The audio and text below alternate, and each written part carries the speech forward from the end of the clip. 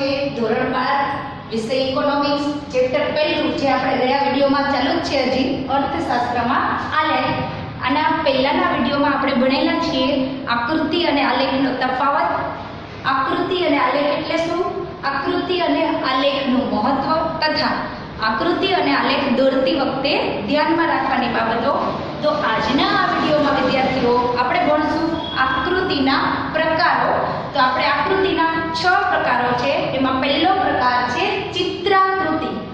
હવે ચિત્રાકૃતિ ક્યારે દોરવામાં આવે, જ્યારે માહિતી સામાન્ય આપેલી હોય, જેને ચિત્ર દ્વારા રજૂ કરવામાં આવે. એનું એક એક્ઝામ્પલ જોઈએ તો આપણે ભારતમાં વસ્તી ગણતરી કરવામાં આવે તો એ વસ્તીનું ચિત્ર દોરી રજૂઆત કરવામાં આવે છે. એવી જ રીતે આપણે એવું જોઈએ કે ભારતમાં મેંગોનું ઉત્પાદન એટલે કે કેરીનું ઉત્પાદન, તો એ કેરી દોરીને દર્શાવવામાં આવે છે, એને કહેવાય ચિત્રાકૃતિ. એના પછી આપણો બીજો પ્રકાર છે વિકિરણ આકૃતિ.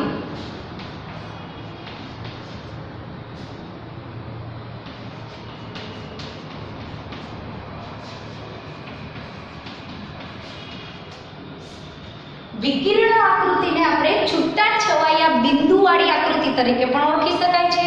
તો વિદ્યાર્થીઓ આ આકૃતિમાં કેવું હોય છે કે આમાં આપણને છૂટા છવાયા બિંદુઓ મળે છે અને એ બિંદુઓને જોડતી રેખા દોરવામાં આવે છે, જેને આપણે વિકિરણ આકૃતિ કહીએ છીએ. વિકિરણ આકૃતિ આપણે અભ્યાસક્રમમાં વધારે ડીપમાં નથી ભણવાનું, પણ વિકિરણ આકૃતિ ક્યારે યુઝ થાય છે તો વિદ્યાર્થીઓ 11મા ધોરણમાં તમે આંકડાશાસ્ત્રમાં ભણી ગયા સહસંબંધ અને નિયત સંબંધ. તો સહસંબંધ અને નિયત સંબંધ વચ્ચેની રેખા દર્શાવવા કે વચ્ચેનો સંબંધ દર્શાવવા માટે આપણે વિકિરણ આકૃતિનો ઉપયોગ થાય છે. અને વિકિરણ આકૃતિને આપણે બીજા કયા નામે ઓળખી શકીએ છીએ, છૂટા છવાયા બિંદુઓ વાળી આકૃતિ. તો એના પછી આપણે ત્રીજો પ્રકાર ભણીએ તો ત્રીજો છે સ્તંભ આકૃતિ.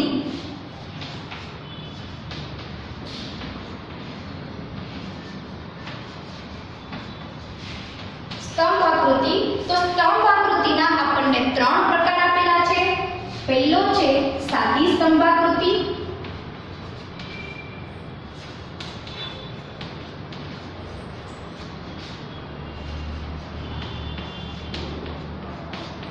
સાદી સ્તંભ આકૃતિ. બીજો પ્રકાર છે પાસેની સ્તંભ આકૃતિ.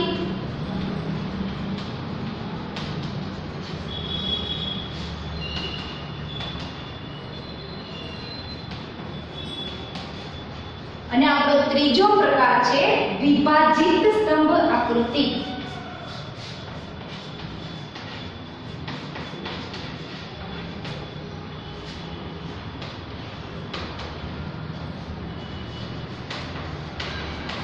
વિભાજિત આ 3 આપણે સ્તંભ આકૃતિના પ્રકાર છે. સાદી સ્તંભ આકૃતિ, પાસેની સ્તંભ આકૃતિ અને વિભાજિત સ્તંભ આકૃતિ.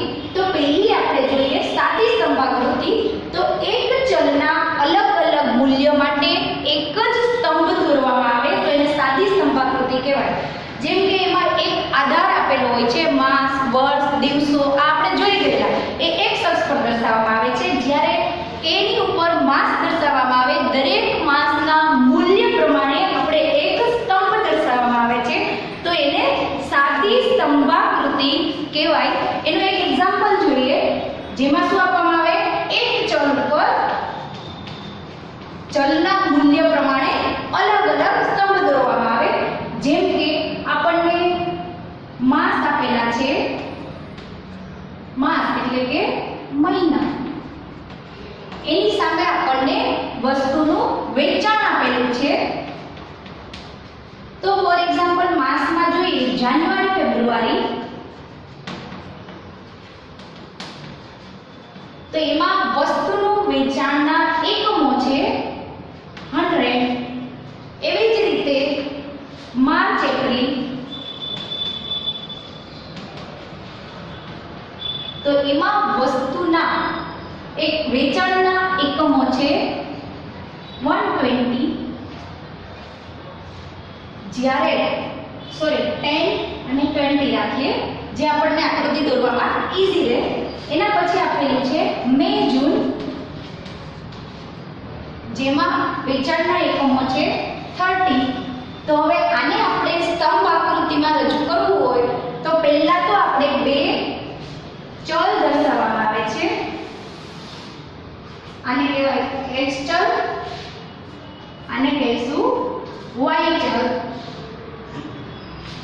અહીંયા આપણું ઉદ્ગમ બિંદુ 0 હોય છે તો x ચલ ઉપર આપણે લખશું મહિના અથવા માસ જે આપણને આપેલા છે જાન્યુઆરી ફેબ્રુઆરી,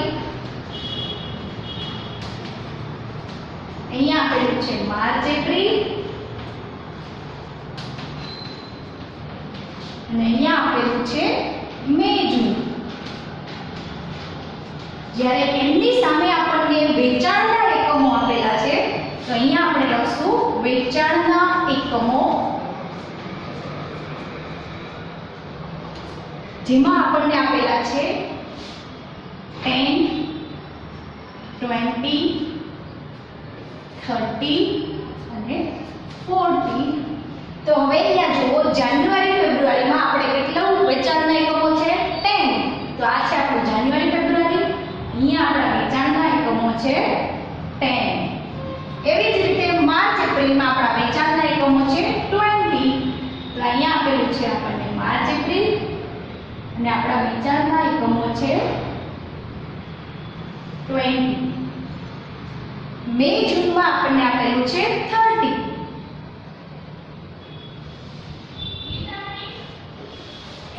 તો આ જુઓ વિદ્યાર્થીઓ, આને સ્તંભાકૃતિ કહેવાય કે આ એક આધાર ઉપર મૂલ્યને અનુરૂપ એક જ ચલના મૂલ્ય માટે એક સ્તંભ દોરવામાં આવે છે. આને સ્તંભાકૃતિ કહેવાય. એના પછી આપણે જોઈશું તો પાસેની સ્તંભાકૃતિ જે આપણો બીજો પ્રકાર છે. તો એમાં એક આધાર આપેલો હોય અને એક ચલનું એક કરતા વધારે મૂલ્ય આપેલું હોય ત્યારે એક ચલ ઉપર એક કરતા વધારે સ્તંભ દ્વારા રજૂઆત કરવામાં આવે છે. એટલે કે આમાં શું હોય, એક ચલ આપેલા છે જેનામાં એક ચલ ઉપર એક કરતા વધારે મૂલ્ય આપેલું. હવે આ જ એક્ઝામ્પલની રીતે આપણે જોઈએ તો આમાં વેચાણના એકમો આપેલા છે. જ્યારે આ જ મહિનામાં આપણે વેચાણના એકમોને ડિવાઈડ કરીએ નાના બોક્સ અને મધ્યમ બોક્સ તો એ પાસેની સ્તંભાકૃતિનું એક્ઝામ્પલ કહેવાય. જો વિદ્યાર્થીઓ આપણે જોઈએ તો અહીંયા મહિના આપેલા છે આપણને, અહીંયા વેચાણના એકમો આપેલા છે, બરાબર. અહીંયા છે જાન્યુઆરી ફેબ્રુઆરી. જ્યારે વેચાણમાં આપણને બે પાર્ટ પાડેલા છે, નાના બોક્સ અને મોટા બોક્સમાં વેચાણ. તો નાના બોક્સ અને મોટા બોક્સ, બરાબર. તો હવે જાન્યુઆરી ફેબ્રુઆરીમાં જોઈએ તો જાન્યુઆરી ફેબ્રુઆરી આ મહિનામાં નાના બોક્સ વેચાય છે 10, જ્યારે મોટા બોક્સ વેચાય છે 20 એટલે કે 20. પછી એના પછીનો મંથ જોઈએ માર્ચ એપ્રિલ. તો એમાં નાના બોક્સનું વેચાણ છે 30, જ્યારે મોટા બોક્સનું વેચાણ છે once again 20. તો એવી જ રીતે આપણે મે જૂન જોઈએ તો મે જૂનમાં નાના બોક્સનું વેચાણ છે 20, જ્યારે મોટા બોક્સનું વેચાણ છે 10. તો આ માહિતીને રજૂઆત કરવામાં આવે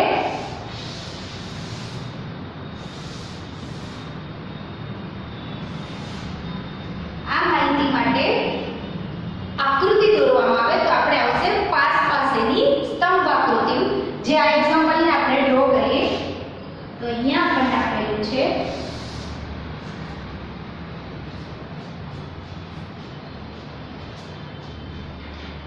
x અક્ષ, અહીંયા આપેલું છે y અક્ષ, અહીંયા આપેલું છે 0. એ જ રીતે અહીંયા આપણે લખશું મંથ એટલે કે મહિના, જે અહીંયા કયા આવશે જાન્યુઆરી ફેબ્રુઆરી, અહીંયા આવશે માર્ચ એપ્રિલ,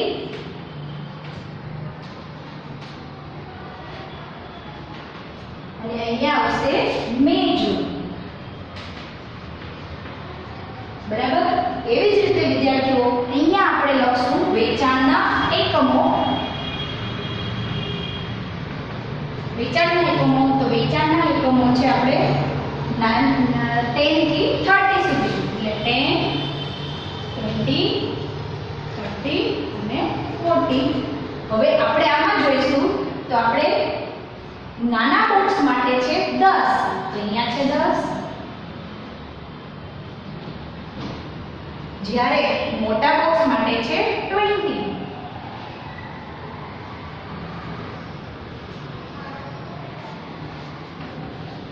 આપણે અહીંયા દર્શાવી દઈએ કે નાના બોક્સ માટે અને મોટા બોક્સ માટે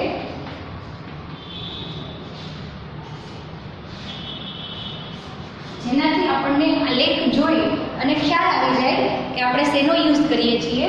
તો નાના બોક્સ માટે આપણે આમ સાઈડ રાખશું, જ્યારે મોટા બોક્સ માટે બરાબર છે. તો અહીંયા આપણે નાના બોક્સ માટે છે 10, તો નાના બોક્સ છે, જ્યારે મોટા બોક્સ માટે આપણે લખ્યું છે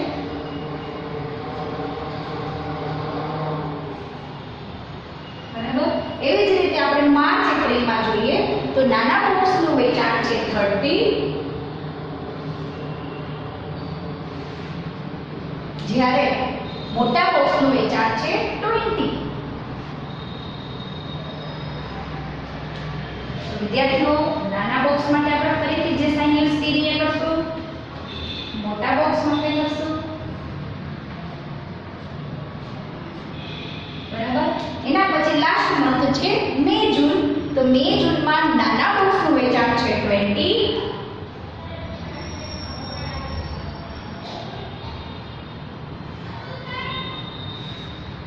અને મોટા બોક્સનું છે 10.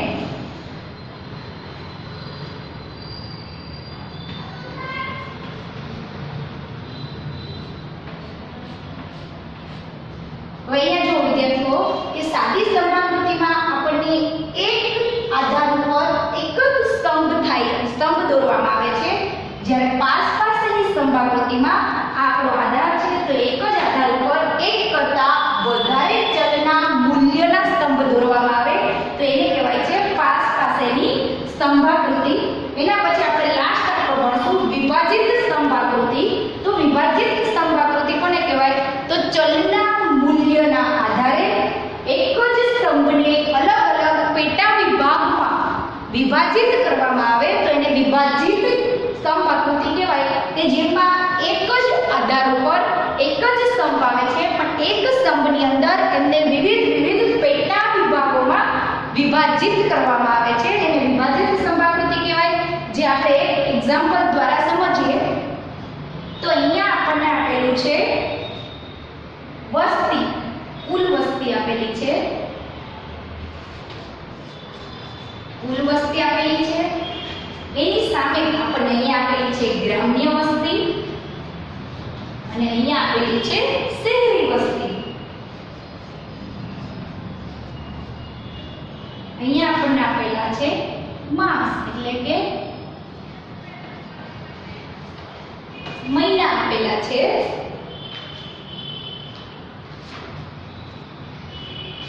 તો આપણે અહીંયા મહિના આપેલા છે, એમાં પહેલો મહિનો જોઈએ જાન્યુઆરી ફેબ્રુઆરી, માર્ચ એપ્રિલ અને અહીંયા જોઈશું મે જૂન. હવે મે જૂનમાં આપણી ટોટલ વસ્તી છે 30.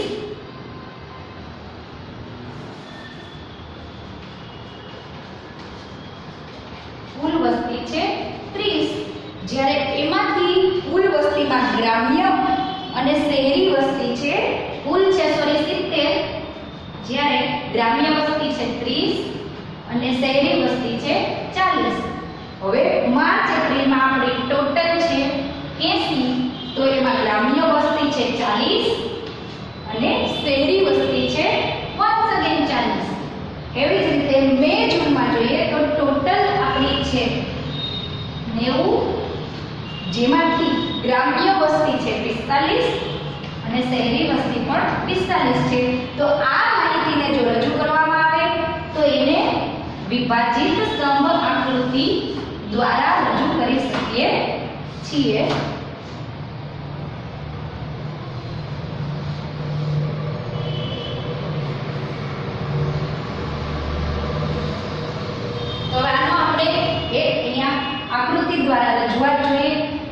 જેમ જ આપણે આકૃતિ દોરશું.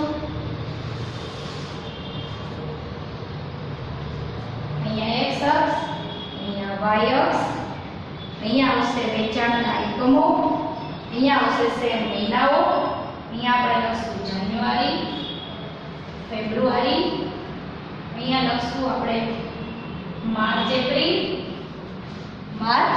એપ્રિલ, અહીંયા લખશું આપણે મે જૂન. જ્યારે અહીંયા વેચાણના એકમોમાં કઈ રીતે લખશું આપણે? આપણને ટોટલ આપેલું છે 70, 80 અને 90 આપેલા છે.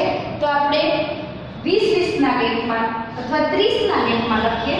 તો અહીંયા આવશે 30, અહીંયા લખશું 60, અહીંયા લખશું 90. બરાબર છે. હવે જુઓ, હવે આપણો કુલ વસ્તી કેટલી છે? 70. તો અહીંયા 60 છે અને ઉપર 70. અહીંયા આપણે આવશે જાન્યુઆરી ફેબ્રુઆરીમાં આપણી કુલ વસ્તી છે 70. બરાબર. જ્યારે આ સુધી ટોટલ દેખાડ્યું એમાં ગ્રામ્ય વસ્તી છે 30. તો આ છે આપણી ગ્રામ્ય વસ્તી. જ્યારે એની ઉપરની છે શહેરી વસ્તી. અહીંયા આપણે લખી નાખીએ ગ્રામ્ય, એટલે કે આ ગ્રામ્ય વસ્તી અને આ શહેરી વસ્તી. જ્યારે આ ટોટલને કહેવાય કુલ વસ્તી. આ આપણે જાન્યુઆરી ફેબ્રુઆરીમાં જોયું. હવે એના પછી જોઈએ માર્ચ એપ્રિલ. તો માર્ચમાં આપણી કુલ વસ્તી છે 80, 60, અહીંયા 70 અને અહીંયા આવશે 80. બરાબર છે. તો એમાં જોઈએ તો 40 છે શહેરી વસ્તી અને 40 છે ગ્રામ્ય વસ્તી. તો અહીંયા આવશે ગ્રામ્ય અને અહીંયા આવશે શહેરી. જ્યારે આ છે આપણી કુલ વસ્તી છે. એવી જ રીતે વિદ્યાર્થીઓ અહીંયા ત્રીજા વર્ષનું તમે ટ્રાય કરજો કે મે જૂનમાં કઈ રીતે આવે. આ જે આપણે રજૂ કર્યું છે એને કહેવાય વિભાજિત સ્તંભાકૃતિ, જેમાં આપણને એક જ આધાર આપેલો છે. એક આધાર ઉપર આપણને જે માહિતી આપેલી છે એની પેટા માહિતીને એક જ સ્તંભમાં અલગ અલગ વિભાજિત કરવામાં આવી. જેમ કે અહીંયા આપણે વિભાજિત કરી કુલ વસ્તીને શહેરી વસ્તી અને ગ્રામ્ય વસ્તી દ્વારા. તો એને કહેવાય વિભાજિત સ્તંભ આકૃતિ. આપણે 3 પ્રકાર ભણ્યા આ સ્તંભ આકૃતિના. 3 પ્રકારો ભણ્યા. હવે એના પછી આપણે ચોથો પ્રકાર જોઈશું, જે છે આપણો સમય આધારિત રેખાકૃતિ.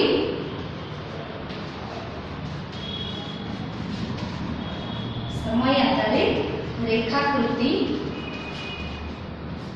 તો સમય આધારિત રેખાકૃતિમાં કોઈ પણ માહિતીને આપણે સમયના સંદર્ભમાં ગણવામાં આવે છે અથવા સમયના સંદર્ભમાં દર્શાવવામાં આવે છે, જેને આપણે કહીશું રેખાકૃતિ. તો સમય આધારિત રેખાકૃતિ એ બે ચલ વચ્ચેનો સંબંધ દર્શાવે છે, બે ચલ વચ્ચેનો ઢાળ દર્શાવવામાં આવે છે. જેમ કે ધોરણ 11 માં વિદ્યાર્થી મિત્રો આપણે ભણેલા છીએ માંગ રેખા, પુરવઠા રેખા. તો એ માંગ રેખા, પુરવઠા રેખા શું છે? આપણે માંગ ઢાળ દર્શાવે છે. તો એવી જ રીતે બે ચલ વચ્ચેનો સંબંધ અથવા બે ચલ વચ્ચેનો ઢાળ આપણને સમય આધારિત રેખાકૃતિ વડે દર્શાવવામાં આવે છે. જેવી રીતે એનું એક એક્ઝામ્પલ જોઈએ તો શેર બજારના વલણો દર્શાવવા, એટલે કે શેર બજારમાં થતો વધારો કે ઘટાડો દર્શાવવા માટે આપણે સમય આધારિત રેખાકૃતિનો ઉપયોગ કરીએ છીએ. એના પછીનો 5મો પ્રકાર જોઈશું તો એ છે વૃત્તાંશ વર્તુળાકૃતિ. વર્તુળાકૃતિ.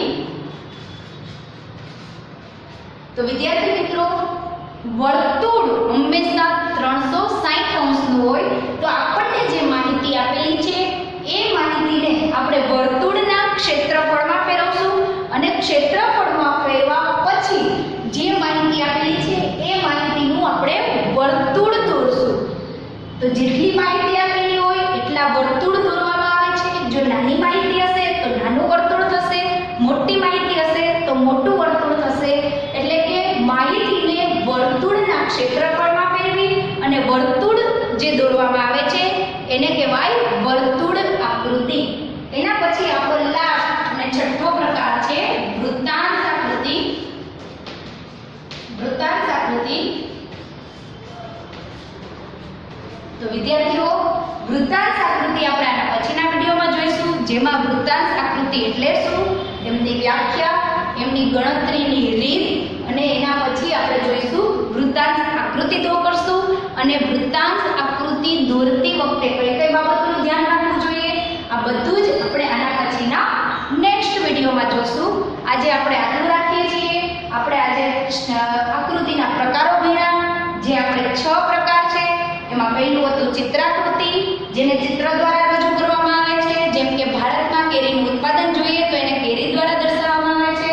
એવી જ રીતે બીજું છે વિકિરણ આકૃતિ, જેને કહેવાય, જેનું બીજું નામ પણ છે છૂટાછવાયા બિંદુઓ વાળી આકૃતિ. તો છૂટાછવાયા બિંદુ વાળી આકૃતિ કે વિકિરણ આકૃતિ આપણને છૂટાછવાયા બિંદુઓ મળે છે, એ બિંદુને જોડી અને રેખા દર્શાવવામાં આવે છે, વિકિરણ આકૃતિ કહેવાય. એના પછી છે સ્તંભ આકૃતિ, જેના 3 પ્રકાર છે. પહેલો છે સાદી સ્તંભ આકૃતિ, બીજો છે પાસપાસીની સ્તંભ આકૃતિ, અને ત્રીજો છે વિભાજિત સ્તંભ આકૃતિ. તો અહીંયા આપણે જોયું કે એક જ ચલનું એક જ મૂલ્ય આપેલું હોય અને એક આધાર ઉપર એક જ સ્તંભ દોરવામાં આવે તો એને કહેવાય સાદી સ્તંભ આકૃતિ. જ્યારે એક જ આધાર ઉપર એક અલગ અલગ માહિતીના મૂલ્યને એક કરતાં વધારે સ્તંભ દ્વારા રજૂ કરવામાં આવે. આપણે અહીંયા જોયું કે 2 સ્તંભ દોરવામાં આવ્યા છે, તો 2 મૂલ્ય આપેલું છે, તો માહિતીના મૂલ્યને આધારે એક કરતાં વધારે સ્તંભ એક જ આધાર પર દોરવામાં આવે તો એને કહેવાય પાસપાસીની સ્તંભ આકૃતિ. અને ત્રીજો પ્રકાર આપણે ભણ્યા વિભાજિત સ્તંભ આકૃતિ. તો વિભાજિત સ્તંભ આકૃતિમાં એક જ આધાર ઉપર કુલ મૂલ્યને તેના પેટા મૂલ્યમાં વિભાજિત કરવામાં આવે તો એને કહેવાય વિભાજિત સ્તંભ આકૃતિ. જે આપણે જોયું અહીંયા એક આધાર આપેલો છે, એમાં આપણે કુલ વસ્તી જોઈ અને કુલ વસ્તીને 2 ભાગમાં વિભાજિત કરી છે, શહેરી વસ્તી અને ગ્રામ્ય વસ્તી. બરાબર. તો આ હતું આપણું સ્તંભ આકૃતિના પ્રકાર. એના પછી આપણે ચોથું જોયું સમય આધારિત રેખાકૃતિ. તો સમય આધારિત રેખાકૃતિને સમયના સંદર્ભમાં જોવામાં આવે છે, સમયના સંદર્ભમાં દર્શાવવામાં આવે છે. એ 2 ચલ વચ્ચેનો સંબંધ અથવા ઢાળ દર્શાવે છે. જેનું એક્ઝામ્પલમાં આપણે જોયું કે અત્યારે આપણે શેર બજારના વલણો એટલે કે વધારો ઘટાડો દર્શાવવો હોય તો સમય આધારિત રેખાકૃતિનો ઉપયોગ થાય છે. એના પછી 5મો પ્રકાર હતો વર્તુળ આકૃતિ. તો કોઈ પણ માહિતીને વર્તુળના ક્ષેત્રફળમાં ફેરવવામાં આવે અને ક્ષેત્રફળના આધારે એક માહિતી માટે એક વર્તુળ દોરવામાં આવે છે. નાની માહિતી હોય તો નાનું વર્તુળ દોરશું, મોટી માહિતી હોય તો મોટું વર્તુળ દોરવામાં આવે છે. એના પછી છે વૃત્તાંશ આકૃતિ, જે આના પછીના વિડીયોમાં આપણે જોવાનું છે. વિદ્યાર્થી મિત્રો, આજના દિવસ માટે આટલું જ રાખીએ આપણે. આ વિડીયો લાઈક કરો, શેર કરો અને સબસ્ક્રાઇબ કરો. થેન્ક યુ વિદ્યાર્થી મિત્રો. Like a Hellcat.